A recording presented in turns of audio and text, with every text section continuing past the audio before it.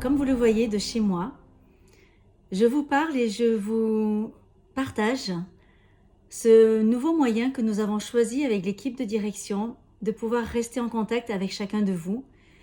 Et cet outil merveilleux qu'est la technologie et Internet qui nous permet d'être reliés les uns aux autres va nous permettre de pouvoir régulièrement vous envoyer ces capsules et vous exhorter, vous soutenir et manifester l'amour que Dieu nous a donné pour chacun de vous.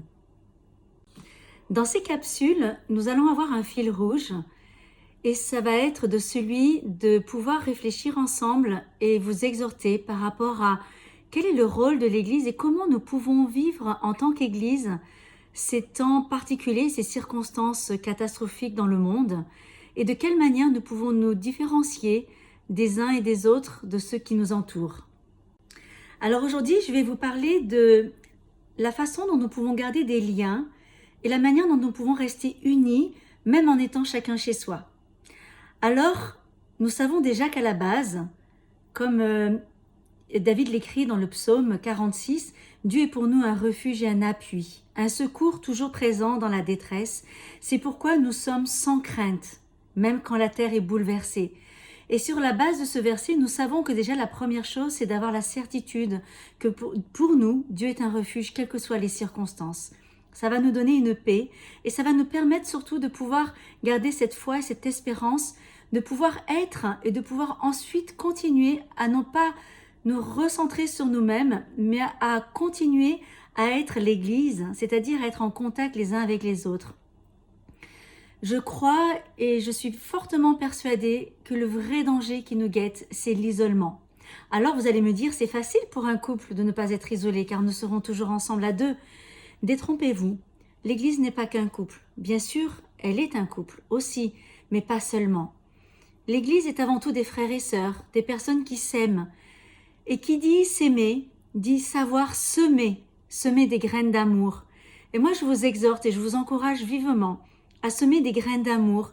Et pour ça, je vais vous suggérer quelques idées aujourd'hui. Alors, moi, ce que j'aime énormément, c'est pas seulement téléphoner, c'est prendre le temps d'ouvrir mon WhatsApp vidéo et de faire un petit appel vidéo avec des hommes et des femmes, avec des personnes que j'aime et passer un petit moment agréable. Alors souvent, je m'installe dans mon petit canapé et je prends le temps de parler à cette personne ou à ces personnes en écoutant et en prenant vraiment soin de comment elles vont, de ce qu'elles font, de ce qu'elles aiment en ce moment, de ce qu'elles lisent, de la façon dont elles vivent telle ou telle circonstance.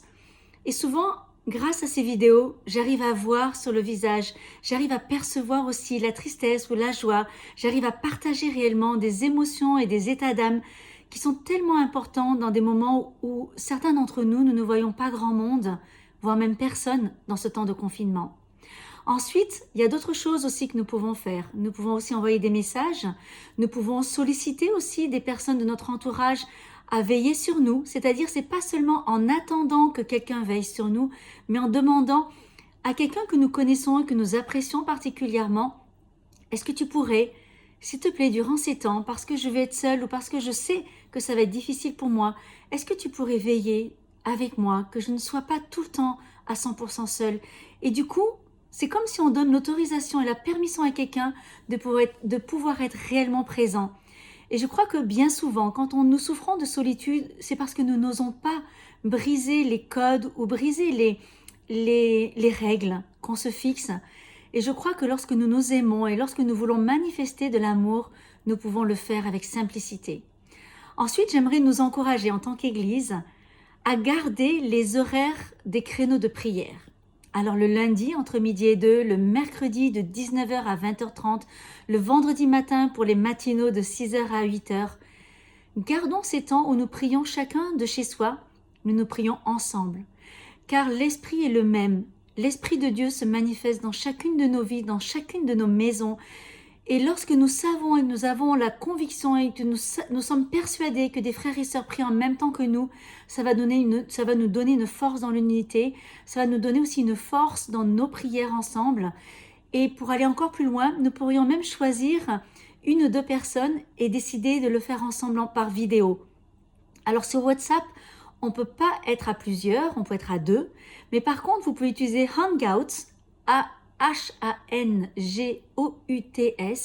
qui est une application gratuite et qui permet d'être vraiment à plusieurs et qui marche plutôt très très bien. On pourrait utiliser aussi Teams, T-E-A-M-S, qui permet aussi d'avoir un outil merveilleux pour pouvoir faire de la vidéo ensemble en groupe. On peut choisir Messenger, que tout le monde connaît puisqu'on a quasiment tous un compte Facebook. Il y a plusieurs outils, mais je le crois, ce qui va être important, c'est que nous puissions nous retrouver ensemble dans des créneaux choisis et surtout pour nous retrouver autour de notre merveilleux Seigneur et notre merveilleux Dieu. Alors pour finir, j'aimerais nous exhorter ensemble à être cette Église différente dans la prise de soin, dans notre manière de communiquer les uns avec les autres et surtout de sans cesse semer des graines d'amour par des petites attentions qui justement ne seront pas matérielles, mais qui peuvent être des mots, des pensées, un verset de la Bible, un encouragement, une révélation du Saint-Esprit, mais vraiment pouvoir semer ce qui restera jusque dans l'éternité, c'est-à-dire c'est l'amour qui restera.